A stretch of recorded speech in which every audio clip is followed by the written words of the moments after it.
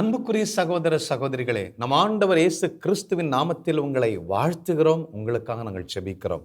அன்பான சகோதர சகோதரிகளே, கடந்த பல வாரங்களாய் குடும்பத்தை குறித்து தான் கணவன் மனைவி எவ்வளவு முக்கியமான ரோல் வகிக்கிறாங்க என்பதை குறித்து நாம் தியானித்துக் கொண்டிருக்கிறோம். இன்றைக்கு ஓசேயா இறைவாக்கினர் எழுதிய புஸ்தகத்திலிருந்து ஒரு பகுதியை இந்த வாரமும் அடுத்த வாரமும் நாம் தியானிக்க போகிறோம். இது மிக மிக முக்கியமான ஒரு பகுதி. பாருங்க, நான் வாசிக்கிறேன். ஓசேயா இறைவாக்கினர் எழுதிய புஸ்தகம் 1 அதிகாரம் 2வது இறைவசனம். ஆண்டவர் ஓசேயின் வழியாக முதற்கண் பேசிய போது அவர் அவரை நோக்கி, நீ போய் விளைமகள் ஒருத்தியை சேர்த்துக்கொள், வேசி பிள்ளைகளை பெற்றெடு, ஏனெனில் நாடு ஆண்டவரை விட்டு விலகி வேசித்தனத்தில் மூழ்கியுள்ளது என்றார். இந்த வசனத்தை வாசிக்கும் போது பயங்கரமா இருக்கும். அன்புக்குரிய சகோதர சகோதரிகளே, திருமணம் என்பது ஒரு உடன்படிக்கை, கவனன்ட், அது ஒரு கான்ட்ராக்ட் அல்ல என்பதை மிக தெளிவாக சொல்லக்கூடிய பகுதி தான் ஓசேயா. இதை புரிந்து கொள்வது மிக கடினம், ஆனால் புரிந்து கொள்ள வேண்டும். அதில் இருக்கக்கூடிய ஆழமான சத்தியத்தை நாம் புரிந்து கொள்ள வேண்டும். அன்புக்குரிய சகோதர சகோதரிகளே, குரான், பகவத்கீதா, பைபிள் என்று 3 முக்கியமான புஸ்தகங்கள் உண்டு. இப்போ குரான்லையும் பகவத்கீதையிலையும் பார்த்தீங்கன்னா கடவுளை மிக அழகாக வர்ணித்திருப்பார்கள். கடவுளுக்கு தான் அதிக முக்கியத்துவம். ஆனால் விவிலியத்தில் மட்டும்தான் it talks about the people.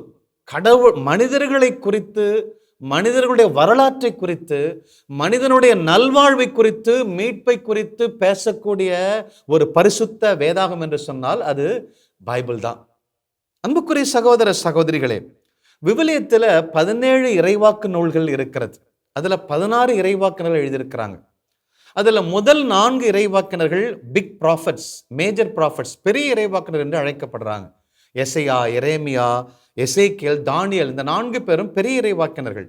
மீதி 12 பேரும் ஸ்மால் ப்ராஃபட்ஸ், சிறிய இறைவாக்கினர் என்று அழைக்கப்படுறாங்க. அவர்கள் ஓசேயா, யோவேல், ஆமோஸ், ஒபதியா, யோனா, மீகா, நாக்கும், அபக்குக், செப்பனியா, ஆகாய், சக்கரியா, மலாக்கியா.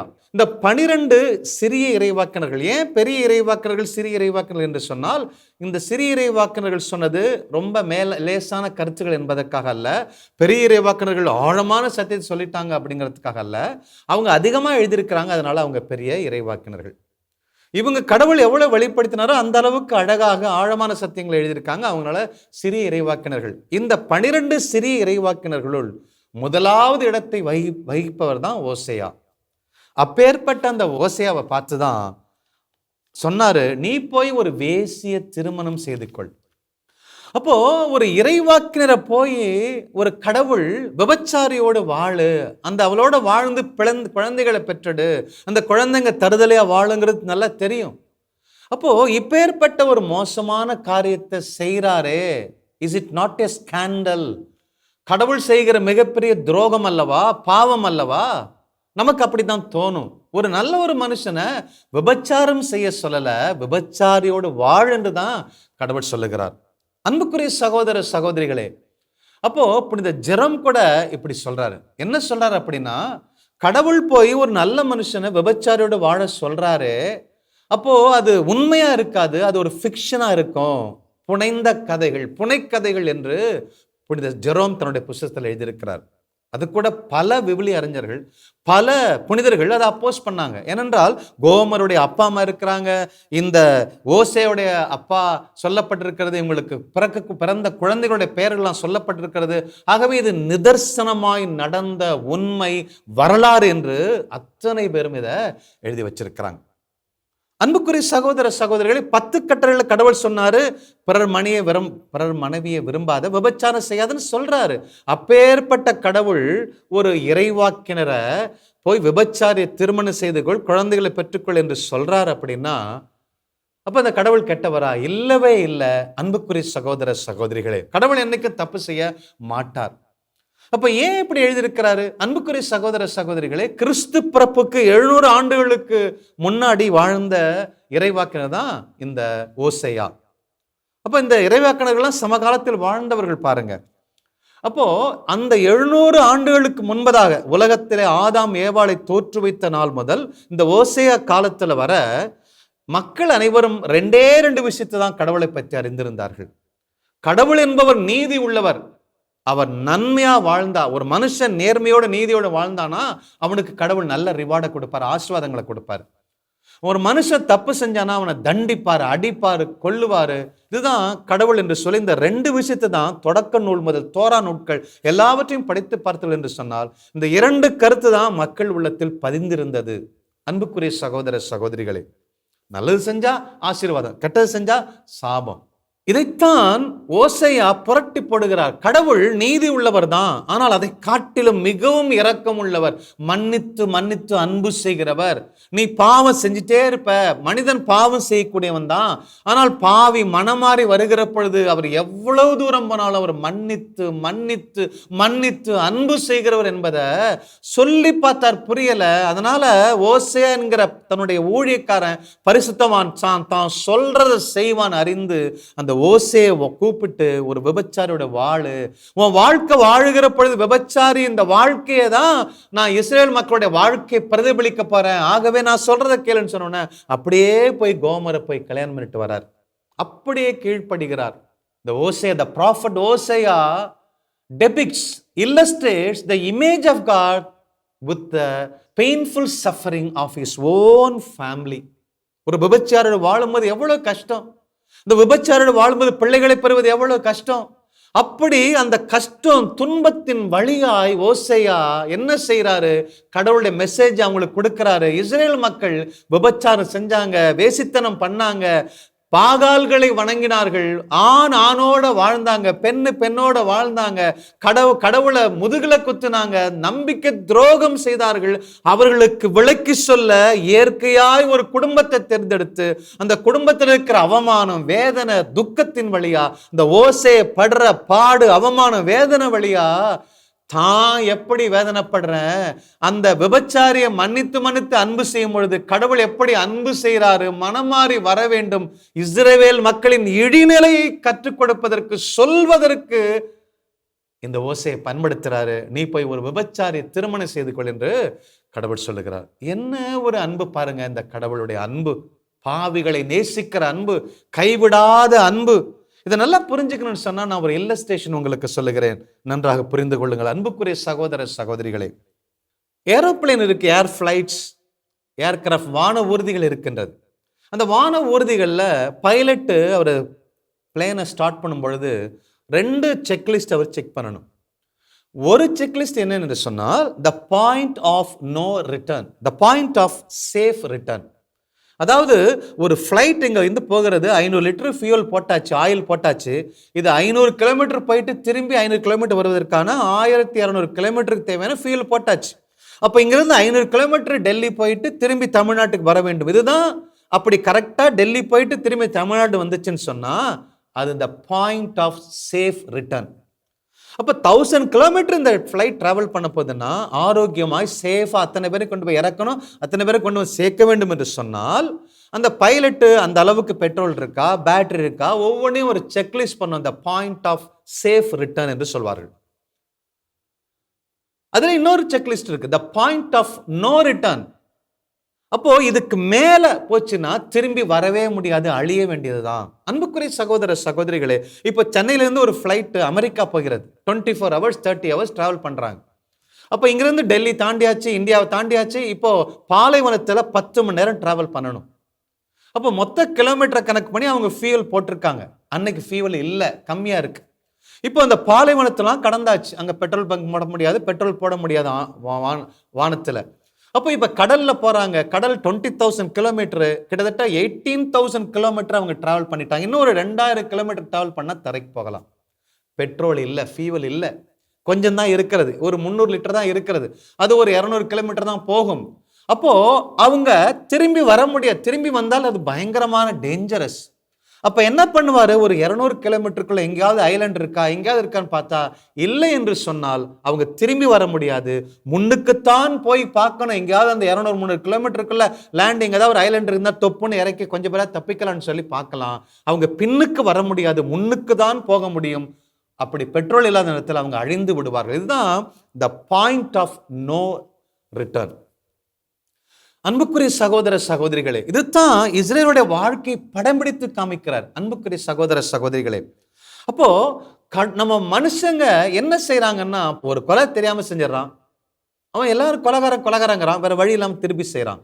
திருப்பி செய்யறான். 5 கொலையை செஞ்சான். எதிரிகளை சம்பாரிச்சிட்டான். இனிமே அவன் நல்லவனா வாழ்ந்தானா உலகத்தை அழிச்சிருவாங்கன்னு சொல்லி திருப்பி கொலை செஞ்சுட்டு இருக்கான். The point of no return. மனம் மாறுவதற்கோ திரும்பி வந்து வாழ்வதற்கோ அவங்களுக்கு வழியே இல்லை. பாருங்களேன், விபச்சாரம் 2 முறை 3 முறை செஞ்சாச்சு. திரும்பி நம்ம நேர்மையா வாழ முடியாது அப்படின்னு நினைச்சுக்கிட்டு நம்ம என்ன செய்யறோம்? திருப்பி அதையே ஜஸ்டிஃபை பண்ணி, என் சூழல் அப்படி, நான் அப்படி பண்ணிட்டேன். இந்த பாம்புக்கு தவக்கலை விட்டு கொடுக்கறது போல கொஞ்ச நேரம் கத்தும், அதுக்கப்புறம் முடியாது என்று சொல்லி பாம்புக்கு இரையாக தவளை தன்னை விட்டு கொடுத்துரும். அதே போலத்தான் இந்த இஸ்ரேல் மக்கள், நாம பாவம் செய்ய ஆரம்பிச்சிட்டோம். கடவுளோட நேர்மையா இருக்க முடியாது. பாகல்களை வணங்க ஆரம்பிச்சாங்க. விவசாயத்திற்கு தேவையா ஆசீர்வாதங்களை கொடுக்கக்கூடிய பால் என்கிற தெய்வத்தை வணங்க ஆரம்பிச்சிட்டாங்க. கடவுளை விட்டுட்டு ஓடி போயிட்டாங்க. அவங்க என்ன நினைச்சிட்டாங்க? நம்ம பாவம் அதிகமா செய்யறோம், நமக்கு திரும்பி வருவதற்கு வழி இல்லை, முன்னோக்கி செல்ல வேண்டியது தவிர, முன்னோக்கி சென்று அழிவதை தவிர, பெட்ரோல் தீர்ந்து போச்சு, மிதந்து கொண்டு கடலுக்குள்ளே இருளிலே 12 மணிக்கு ராவிலே மூழ்கி சாக வேண்டிய அந்த ஏர்கிராப்டை போல தங்களை நினைத்து கொண்டு மனமாறுவதற்கு வழியே இல்லை என்று சொல்லி மென்மேலும் பாவங்களை செய்து கொண்டே இருந்தார்கள் இந்த யூதா இஸ்ரவேல் ஜனங்கள். அன்புக்குரிய சகோதர சகோதரிகளே, அத்தனை குடும்பங்களும் அழிந்து கொண்டிருந்தது. அந்த குடும்பத்தை குறித்து சொல்லணுமே, அதற்குத்தான் ஓசேயாவை தேர்ந்தெடுக்கிறார் கடவுள். தன்னுடைய அன்பை சொல்லணுமே. அப்பா, there is no point of no return. கடவுள் நான் ரிவர்ஸ் பண்றேன். அதுதான் அதை எப்படி சொல்றது? அதுக்குத்தான் அந்த மக்களுக்கு எப்படி சொல்வது? நான் தன்னுடைய மன்னிப்பை எப்படி சொல்வது? தான் அவங்க மேல அன்பு வச்சிருக்கேங்கிறத எப்படி சொல்றது? பாவத்தை ஏசுரு போட்டு செஞ்சுக்கிட்டு ஜாலியா இருக்கவனுக்கு போய் எப்படி சொல்வது? பிராக்டிக்கல் டெமான்ஸ்ட்ரேஷன் வேணுமே. அதுக்கு ஒரு அருமையான ஒரு குடும்பம் வேணுமே. நான் சொல்றதை கேட்கிற இறைவாக்கின தகப்பன் வேணுமே. அதுதான் ஓசையை தேர்ந்தெடுக்கிறாரு. அன்புக்குரிய சகோதர சகோதரிகளே, அதனால்தான் அந்த ஓசையா சொன்னவுடன் எந்த முகமும் கோச்சிக்காம, எரிச்சல் அடையாம, நான் இப்படி கடவுளுக்காக இறைவாக்கு உரைக்கும் நீ சொல்றேன்னு சொல்லி எரிச்சல் அடையாம போய் அந்த கோமர் என்கிற மிகவும் மோசமான விபச்சாரம் செய்யக்கூடிய அந்த பெண்ணை திருமணம் செஞ்சுக்கிட்டு வரார். இது கடவுளுடைய உள்ளத்தை வெளிப்படுத்துகிறது. பாருங்க, ஓசையா he represents God. அவர் என்ன செய்யறாருன்னா, பாவம் செஞ்சிருந்தாலும் அந்த பெண்ணோட அவர் என்ன செய்யறாருன்னா, போய் இறங்கி கடவுளுக்கு கீழ்ப்படிந்து அந்த பெண்ணை அன்பு செய்ய ஆரம்பிக்கிறாரு. எரிச்சலோட வாழாம அற்புதமா வாழ்றாரு, நேசிக்கிறார். பாவிகள் மனம் மாறுகிற பொழுது எரிச்சலோட ஏற்றுக்கொள்ளுகிற கடவுள் அல்ல, கண்டிஷன்ஸ் போட்டு ஏற்றுக்கொள்ளுகிற கடவுள் அல்ல, அப்படியே ஊதாரி மைந்தனை அரவணைத்தது போல அரவணைக்கிற கடவுள் என்பதை தான் ஓசே வெளிப்படுத்துகிறார். அந்த பெண்ணோட வாழ்றார். பாருங்க, அந்த பெண்ணோட கணவன் மனைவியா வாழ்றாங்க. முதல்ல ஒரு ஆண் குழந்தை பிறக்கிறது. ஒருவேளை ஒரு வீட்டுக்குள்ள அடிமையா வைத்திருந்தா குழந்தை பெற்றிருக்க முடியாது இல்லைங்களா? விபச்சாரியா இருந்தாலும் தான் சொந்த பரிசுத்தமாய் ஒருவேளை ஒரு பெண்ணை கல்யாணம் பண்ணியிருந்தா அந்த பெண்ணை எப்படி மதிப்பாங்களோ அதே போல அந்த ஓசையா அந்த கோமர் என்கிற விபச்சார பெண்ணை அப்படி அன்பு செய்கிறார். உடலுறவு கொண்டார்கள், ஒரு குழந்தையை பெற்றெடுத்தாங்க. இரண்டாவதாக உடலுறவு கொண்டார்கள், அவங்க இன்னொரு குழந்தை, ஒரு பெண் குழந்தை பெற்றெடுத்தார்கள். அன்புக்குரிய சகோதர சகோதரிகளே, அப்போ நம்ம பாவம் செஞ்சு மனமாறுகிற பொழுது கடவுள் நம்மோட அப்படி ஒரு அன்புறவை கொள்ள விரும்புகிறார், நேசத்தை கொள்ள விரும்புகிறார். நமக்கு அவருக்கு ஒரு வித்தியாசம் வைக்க விரும்பல. கடவுள் நான் என்னுடைய அப்பா அவர், என்னுடைய கணவர் அவர், என்னுடைய தெய்வம் அவர். ஆகவே ஐயோ நான் பாவம் செஞ்சேன்னு சொல்லி கூனி குறுக தேவையில்லை. அந்த விபச்சார பெண் எப்படி உரிமையோட அந்த ஓசையோட வாழ்ந்தாரோ அப்படி நம்ம கடவுளோட ஒப்புரவு கொண்டு வாழ வேண்டும்.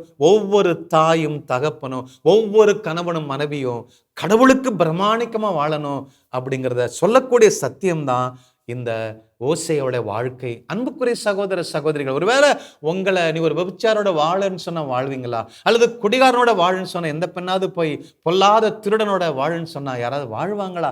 அன்புக்குரிய சகோதர சகோதரிகள், அப்படி ஒரு இணக்கமா இருந்தார் ஓசையா. அப்படி ஒரு நல்ல தகப்பனா, கடவுளுக்கு இணங்கி வாழக்கூடிய தகப்பனா வாழ வேண்டும். அன்புக்குரிய சகோதர சகோதரிகளை, எந்த அளவுக்கு இந்த பெண் மோசம்னா, 2 குழந்தைகளை பெற்றவுடன் இவ ஓசையா எனக்கு பத்தாதியா, ஒரு ஆம்பளை பத்தாதியான்னு சொல்லி அவரை விட்டுட்டு ஓடி பழைய ஊர்ல போய் இன்னும் பழைய காதலர்களோட கண்ணாபின்னு வாழ ஆரம்பிக்கிறார். இப்போ ஓசையனுடைய மனித ரூபம் வருகிறது. என்ன ஆண்டவரை எப்படி பண்றா, புலம்புறா, அவளை சபிக்க விரும்புறாரு, தண்டிக்க விரும்புறா. அப்ப கடவுள் திரும்பி பேசுறாரு, இல்லையா, போய் அவளை விலை கொடுத்து வாங்கிட்டு வா, அப்படிங்கிறாரு. 15 ஷெக்கேலை கொடுத்து அந்த ஊருக்கு போய் அவமானப்பட்டு 2 குழந்தைங்க தான் பொண்டாட்டி இன்னொருத்தனோட வாழ்கிறாள் என்கிற பொழுது இந்த ஓசேக்கு எவ்வளவு வேதனையா இருக்கும் யோசிச்சு பாருங்க. தன்னுடைய சொந்த மனைவி 2 குழந்தைகளை தனக்கு பெற்றெடுத்தவள் இன்னொரு ஆணோட பல ஆண்களோட உறவு கொண்டிருக்கிற பொழுது அந்த ஓசையா இறைவாக்கினருக்கு எவ்வளவு வேதனையா இருக்கும் யோசிச்சு பாருங்க.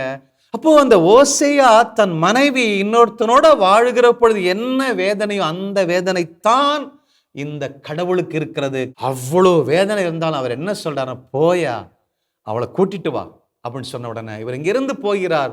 அந்த விபச்சாரம் செய்கிற அந்த ஏரியாவுக்கு போய் அந்த ஆணோட பேசி நெகோஷியேட் பண்றாரு. எவ்வளவு வேதனையா இருக்கும். ஐயா இந்த 5 வச்சுக்கோ 10 வச்சுக்கோ, தரமாட்டாங்கிறான்.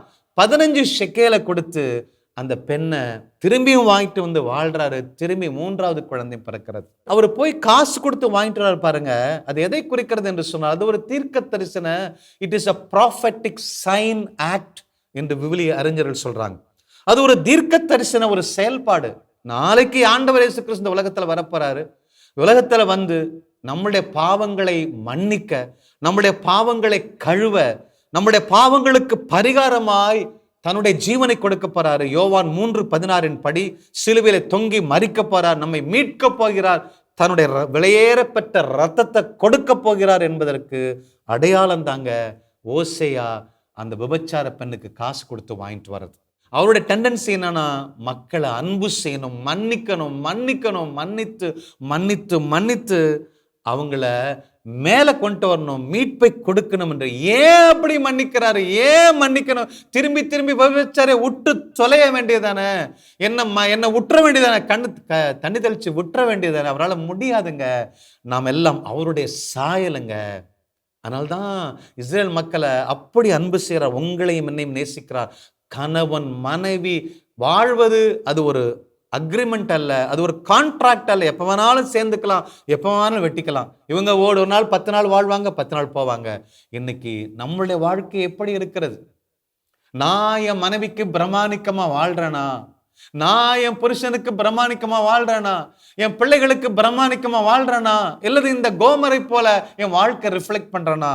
இன்றைக்கு மோர் தென் வாழ்கிற குடும்ப தம்பதியர்கள்ல 50-60 விழுக்காடு தாறுமாறான வாழ்க்கை வச்சிருக்கிறாங்க. ப்ரீ மேரிட்டல் செக்ஸ் வச்சிருக்கிறாங்க. திருமணத்துக்கு பிற்பாடு போஸ்ட் மேரிட்டல் செக்ஸ் வச்சிருக்கிறாங்க. திருமணத்துக்கு பிற்பாடு மனைவி ஏமாத்துறது, புருஷனை ஏமாத்துறது.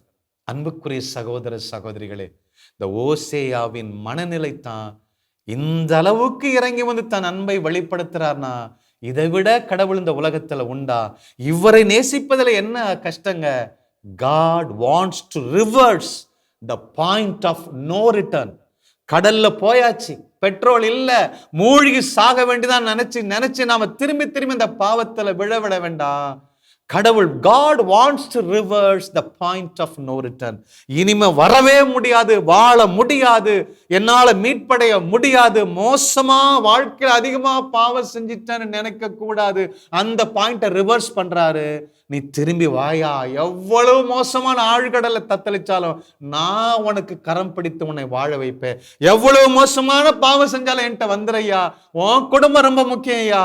உன் குடும்பம் வாழ்ந்தாதான் இந்த உலகத்துல இயற்கை சட்டங்களை நிரூபிக்க முடியும், வாழ வைக்க முடியும், இந்த உலகத்தை பரிசுத்தமாய் மாற்ற முடியும். என் அன்புக்குரிய சகோதர சகோதரிகளே, பெற்றோர்களே, கணவன்களே, மனைவிமார்களே, இந்த ஓசேயா தன்னுடைய வாழ்க்கையில் ஏற்பட்ட வெட்கம், வேதனை, அவமானம், துன்பத்தின் வழியாய் இவ்வளவு செய்திகளை இஸ்ரேல் மக்களுக்கு கொடுக்கிறார்.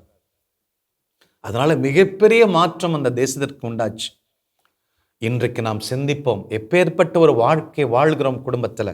கணவன் மனைவி, புருஷன் பொண்டாட்டி, அப்பா அம்மா, எப்பேற்பட்ட ஒரு வாழ்க்கையை நம்ம பிள்ளைகளுக்கு கொடுக்கிறோம் என்பதை தியானியுங்கள். அடுத்த வாரம் உங்களை சந்திக்கிறேன். God bless. கிறிஸ்து இயேசுவில் அன்புக்குரியவர்களே, நீங்கள் ஒவ்வொருவரும் தயவு செய்து குடும்பமாய் அமர்ந்து ஓசேயா இறைவாக்கினர் நூலை வாசித்து இந்த செய்தியை மீண்டும் மீண்டுமாக கேட்டு தியானிக்க உங்களை நாங்கள் அன்போடு கேட்டுக்கொள்கின்றோம். இந்த குடும்பம் என்கிற அழைப்பு மாறாத இரக்கம் நிறைந்த, துரத்தி சென்று சேற்றிலிருந்து சகதியிலிருந்து மீண்டும் மீண்டும் தூக்கி எடுக்கிற அந்த கடவுளுடைய அன்பின் பிரதிபலிப்பு என்பதை உணர்ந்து கொள்ள செய்யக்கூடிய ஒரு மிகப்பெரிய சத்தியத்தை ஆண்டவர் இந்த நாளிலே நமக்கு கொடுத்திருக்கின்றார். முதலாவதாக நம்முடைய கடவுளுடைய இரக்கம் எவ்வளவு பெரியது, நம்முடைய அசிங்கம், நம்முடைய பாவ நிலை எவ்வளவு மோசமானது. ஆயினும் அந்த நிலையிலும் தன்னுடைய சாயல் நமக்குள் இருப்பதால் மீண்டும் மீண்டுமாக நம்மை தேடி வந்து அந்த சகதியிலிருந்து தூக்கி எடுக்கிற அந்த கடவுளுடைய இரக்கத்தை நாம் புரிந்து கொள்ள வேண்டும். இரண்டாவதாக அந்த இரக்கம், அந்த கிருபை, அந்த அன்பு, அந்த மன்னிப்பு ஒவ்வொரு குடும்பத்திலும் அந்த தாய் தகப்பன் வழியாய், பெற்றோர் வழியாய், கணவன் மனைவி வழியாய் அந்த குடும்பத்துக்கு, அந்த சந்ததிக்கு, அந்த சமுதாயத்திற்கு அது சென்று சேர வேண்டும் என்று சொல்லி கடவுள் பரிதவிக்கிறார் என்பதை இந்த நாளின் செய்தி நமக்கு உணர்த்தி இருக்கிறது. அன்பு சகோதரனே, அன்பு சகோதரியே, இதோ கடவுளுடைய சாயல் உனக்குள் இருக்கிறது. மீண்டும் மீண்டுமாய் ஆண்டவர் உன்னை தேடி வருகின்றார், உன்னை மீட்க விரும்புகின்றார். எந்த அளவுனா, நீயே உன்னை பாவத்துக்கு கையளித்து விட்ட போதும், இனிமேல் என்னால திருந்தி வாழ முடியாதுன்னு நினைத்த பொழுதும், நான் அவ்வளவுதான் அழிவுக்குரியவன், பாயிண்ட் ஆஃப் நோ ரிட்டர்ன் நான் வாழ்ந்து கொண்டிருந்தாலும் அதை ரிவர்ஸ் பண்ணி உன் வாழ்க்கையை கழுவி தூய்மைப்படுத்தி அதை பரிசுத்தப்படுத்தி மீண்டுமாய் தன் சொந்த பிள்ளையாய் மாற்றுகிற அந்த இரக்கம் உன்னை சூழ்ந்து கொண்டிருப்பதை உணர்ந்து கொள்ள அன்பு மகனே, அன்பு மகள். மகா மகா பெரியது கடவுளுடைய இரக்கம். உன்னுடைய சூழ்நிலையை பார்க்காத, உன் அசிங்கங்களை பார்க்காத, உன் குடும்பத்தின் நிலையை பார்க்காத, நீ இன்னைக்கு இருக்கிற நிலையை பார்க்காத, மாறாக இந்த நாளிலும் கண்கள் மகா பெரிய கடவுளுடைய மகா பெரிய இரக்கத்தின் மேல் பதியட்டும். நம்மை மீண்டுமாய் கட்டி எழுப்புகிற அவருடைய கிருபையின் மேல் பதியட்டும். அளவிட முடியாத அவருடைய இரக்கத்தை நம்பு என் அன்பன் மகனே, என் அன்பு மகளே. நம்பி இந்த நாளில் செபி. ஆண்டவருடைய சாயலாய் மீண்டுமாய் நாம் கட்டி எழுப்பப்படுவோமாக. கண்களை மூடி கரங்களை விரித்து ஆண்டவருடைய இரக்கத்துக்கு உன்னை ஒப்பு கொடுத்து செபி மகனே, என் மகளே.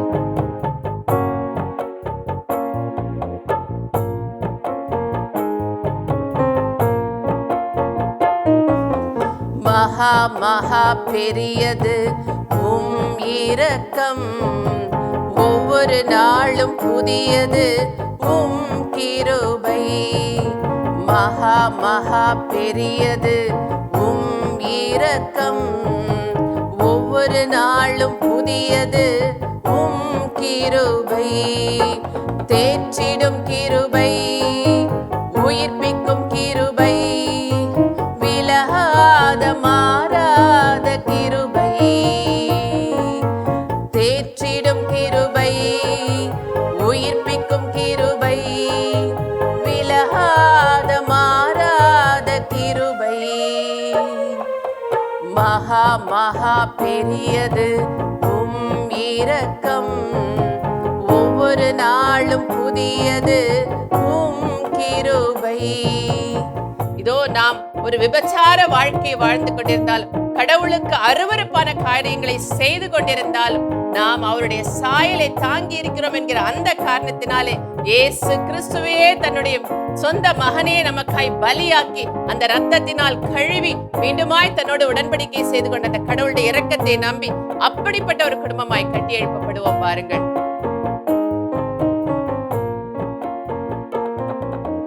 கிழக்கு மேற்கு உள்ள தூரம் குற்றங்கள் அகற்றுகின்ற கிருபையுள்ள நல்ல தகப்பனே.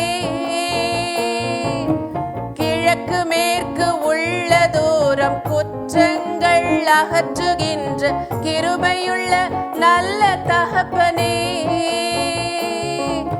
பூலோகம் பரலோகம் எவ்வளவு உயர்ந்ததோ அவ்வளவு கிருபை உயர்ந்தது.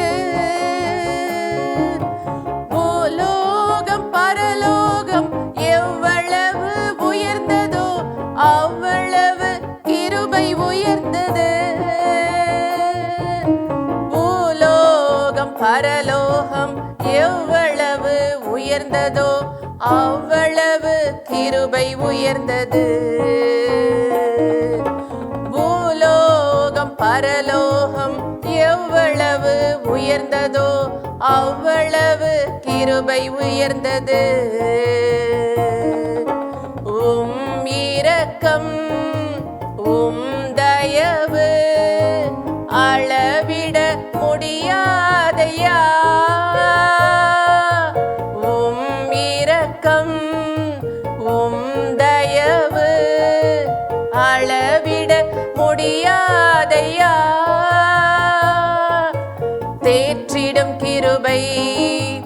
உயிர்ப்பிக்கும் கிருபை, விலகாது மாறாத கிருபை. சொல்வீங்களா? தேற்றிடும் கிருபை, உயிர்ப்பிக்கும் கிருபை, விலகாத மாறாத கிருபை. மகா மகா பெரியது உம் இரக்கம், ஒவ்வொரு நாளும் புதியது உம் கிருபை. ஆமென். ஆண்டவரே நன்றி அப்பா. அந்த மகா பெரிய கிருபையை, இரக்கத்தை நம்பி நாங்கள் வந்து நிற்கிறோம். எங்க சூழ்நிலையை பார்க்கல, எங்கள் அருவருப்பான நிலையை பார்க்கல, எங்கள் அசிங்கங்களை பார்க்கல, எங்கள் தவறுகளை, தவறான முடிவுகளை, நாங்கள் விதைத்த தவறான விதைகளை பார்க்கலப்பா. உம்முடைய மகா பெரிய இரக்கத்தை நம்பி இதோ குடும்பமாய் வந்து நிற்கிறோம் சுவாமி. அந்த அளவிட முடியாத இரக்கத்திற்கேற்ப எங்களை ஆசீர்வதியும் ஆண்டவரே. அந்த அளவிட முடியாத கிருபைக்கேற்ப ஒவ்வொருவரையும் ஆசீர்வதியும் ஆண்டவரே. உம்முடைய விலைமதிப்பில்லாத மகா பரிசுத்த ரத்தத்தினாலே ஒவ்வொரு குடும்பங்களையும் கழுவும் ஆண்டவரே. உம்முடைய சாயல் எங்களில் புதுப்பிக்கப்படும்படியாக எங்களை ஒரு விசை கழுவி உம்முடைய பரிசுத்த ஆவியினாலே அபிஷேகம் செய்வீராக. ஒவ்வொரு ஆத்மாவும் உயிர்ப்பிக்கப்படுவதாக, தேற்றப்படுவதாக, உம்முடைய இரக்கத்தினாலே அபிஷேகம் செய்யப்படுவதாக. உம்முடைய அதிமிக மகிமைக்காய் இதை செய்து முடிப்பீராக.